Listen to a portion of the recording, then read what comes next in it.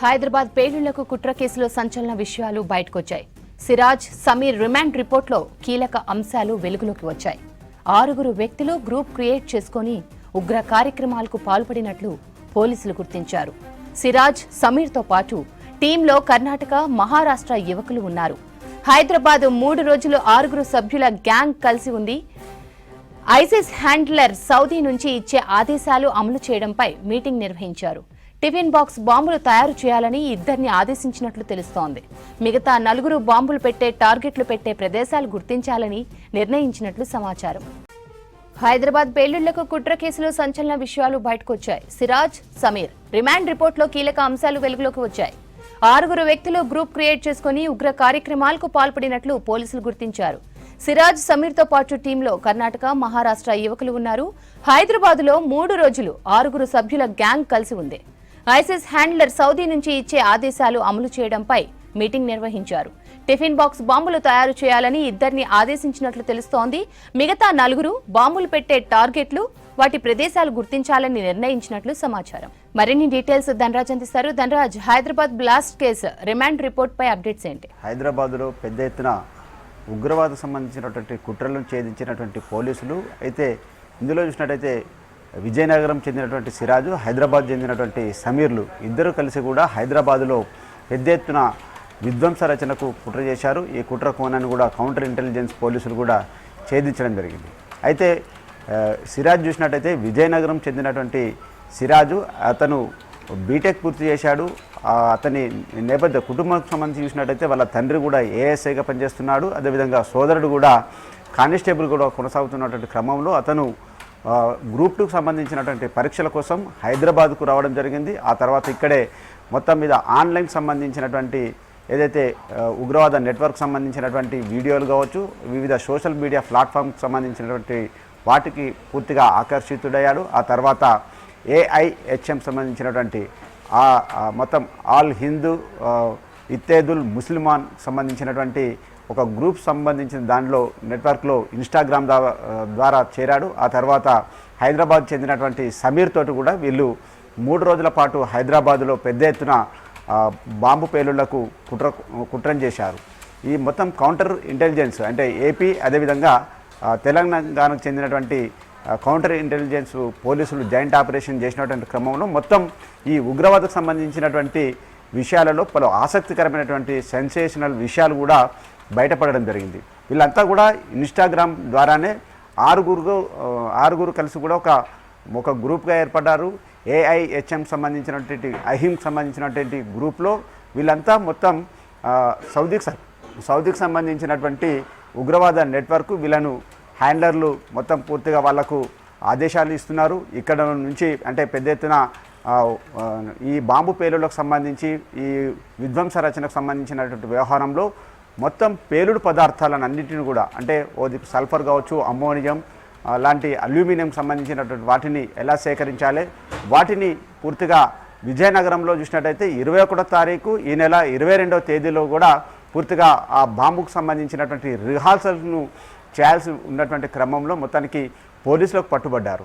అయితే వీళ్ళకు సౌదీకి సంబంధించినటువంటి హ్యాండ్లర్స్ నెట్వర్క్ ఏదైతే అహిమ్ ఉందో ఆ నెట్వర్క్ పూర్తిగా వీళ్ళకు బాంబు పేలుళ్లకు సంబంధించినటువంటి ముడి పదార్థాలను కొనేందుకు గాను ఇప్పటికే కొన్ని రకాల ఆదేశాలు ఇచ్చారు. అమ్మోనియం కొనండి, అదేవిధంగా సల్ఫరుతో పాటుగాను అమెజాన్లో చూసినట్టయితే ఈ సిరాజు టిఫిన్ బాక్సులను కొన్నాడు, అదేవిధంగా వైర్లను కొన్నాడు. దానికి సంబంధించినటువంటి ఏదైతే హ్యాండ్లింగ్ చేసేటువంటి రిమోట్స్ సంబంధించినటువంటి వాటిని కూడా కొన్ని ఆ తర్వాత వాటిని అన్నింటిని కూడా మొత్తం ఇంట్లో ఒక ప్లేస్లో ఆయన సమకూర్చుకొని వాటికి సంబంధించినటువంటి వాటితోటి సమీర్ తోటి కోఆర్డినేషన్ చేస్తున్నారు. ఈ ఇద్దరు కలిసి కూడా మొత్తం హైదరాబాద్లో ఎక్కడెక్కడ విధ్వంస రచనకు కుట్ర చేశారు, బాంబు పేలుళ్లకు పాల్పడ్డారనే విషయంపైనే ప్రధానంగా పోలీసులు దర్యాప్తు కొనసాగిస్తున్నారు. ఈ క్రమంలో వాళ్ళకు మాత్రం ఇప్పుడు 14 రోజుల పాటు రిమాండ్ విధించినటువంటి క్రమంలో మాత్రం ఇక నేషనల్ ఇన్వెస్టిగేషన్ ఏజెన్సీ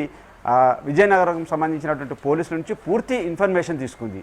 ఎందుకంటే బాంబుకు సంబంధించిన పేలుళ్లు కావచ్చు, టెర్రరిస్ట్ సంబంధించినటువంటి యాక్టివిటీస్ సంబంధించి నేషనల్ ఇన్వెస్టిగేషన్ అధికార యంత్రాంగం కూడా పూర్తిగా ఇప్పటికే విజయనగరం పోలీసులకు సంబంధించి విషయాలన్నింటినీ సేకరించింది. తదుపరికి సంబంధించినటువంటి దర్యాప్తును కూడా ముమ్మరం చేయనుంది. అయితే ఈ క్రమంలోనే విజయనగరం పోలీసులు ఈ ఇద్దరిని కూడా కస్టడీకి ఇవ్వాలని కోరారు. ఎందుకంటే ప్రధానంగా చూసినట్టయితే తెలుగు 2 రాష్ట్రాలలో భారీ ఎత్తున పేలుళ్లకు సంబంధించినటువంటి కుట్రను చేశారు.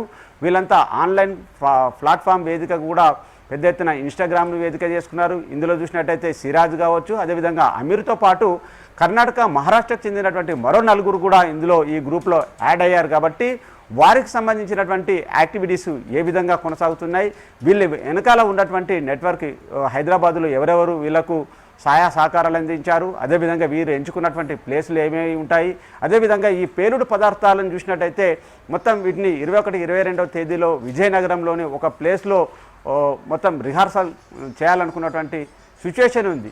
అంతేకాకుండా ఇదే గ్రూప్ ఒకటే ఉందా, లేకుంటే మరికొన్ని గ్రూపులు యాడ్ అయ్యాయా? ఇందులో చూసినట్టయితే ఇప్పటికే మహారాష్ట్ర, కర్ణాటక సంబంధించినటువంటి 4 వ్యక్తులు కూడా ఇందులో ఈ గ్రూప్లో చేరారు. మొత్తం AIHM సంబంధించి అహింకి సంబంధించినటువంటి ఈ ఇన్స్టాగ్రామ్ గ్రూప్ ద్వారా ఏర్పడి ఆ తర్వాత పెద్ద ఎత్తున అమెజాన్ ద్వారా ఈ పేలుడు పదార్థాలన్నిటిని కూడా కొనుగోలు చేశారు. వీటన్నింటిని చూసినట్టయితే మొత్తం దేశవ్యాప్తంగా చాలా చోట్ల కూడా వీళ్ళంతా ఉగ్రవాద అంటే ఈ బాంబు పేలుళ్ల కుట్రలకు పాల్పడే అవకాశం ఉంది. కాబట్టి వీళ్ళను కస్టడీకి ఇవ్వాలని ఇటు విజయనగరం కోర్టును కోరారు.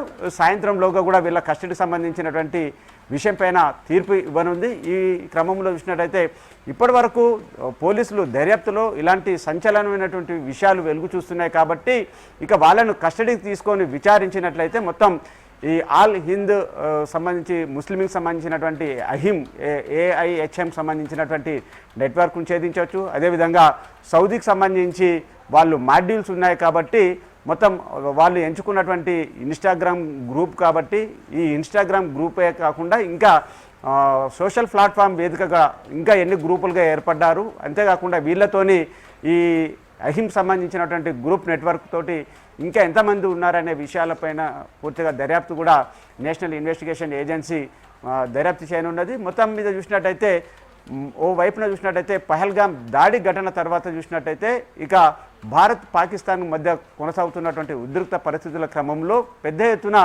ఉగ్ర కుట్రలు చాలా వరకు కొనసాగుతాయి. దాని పట్ల కూడా ఎప్పటికప్పుడు ఇంటెలిజెన్స్ నిఘా వర్గాలు హెచ్చరికలు జారీ చేస్తూనే ఉన్నాయి. ఓవైపున స్లీపర్ సెల్స్ కూడా చాలా వరకు యాక్టివ్గా ఉన్నాయి. కాబట్టి మొత్తం మీద ఇలాంటి నెట్వర్క్లపైన ప్రధానంగా కౌంటర్ ఇంటెలిజెన్స్ నిఘా కొనసాగిస్తున్నారు. ఈ నిఘా కొనసాగినటువంటి క్రమంలోనే ఏపీ, తెలంగాణకు సంబంధించినటువంటి కౌంటర్ ఇంటెలిజెన్స్ పోలీసులు మొత్తం మీద ఈ పెద్ద ఎత్తున అంటే ఈ బాంబు పేలుళ్లకు సంబంధించినటువంటి కుట్రను ఛేదించగలిగారు. ఇక వాళ్ళను 14 రోజుల పాటు రిమాండ్ విధించారు. కాబట్టి ఇక కస్టడీకి సంబంధించినటువంటి విషయాల్లో సాయంత్రంలోగా తీర్పు వెలువడనుంది. ఒకవేళ వాళ్ళను కస్టడీకి తీసుకున్నట్టయితే ఈ ఉగ్రవాద కుట్రలకు సంబంధించిన కోణంలో ఎవరెవరి పాత్ర ఏమిటి, వారి వెనకాల ఉన్నదేంది, వీరికి వచ్చినటువంటి పేలుడు పదార్థాలకు సామాగ్రిని అంతా కూడా ఎవరు సమకూర్చారు, అదేవిధంగా వీళ్లకు డబ్బులను ఎక్కడి నుంచి సమకూర్చారు, అదేవిధంగా వీళ్ళ ప్లాన్లు, విధ్వంసకు సంబంధించినటువంటి ప్లాన్లు ఎక్కడెక్కడ చేయబోయారు అనే విషయాలన్నీ ప్రధానంగా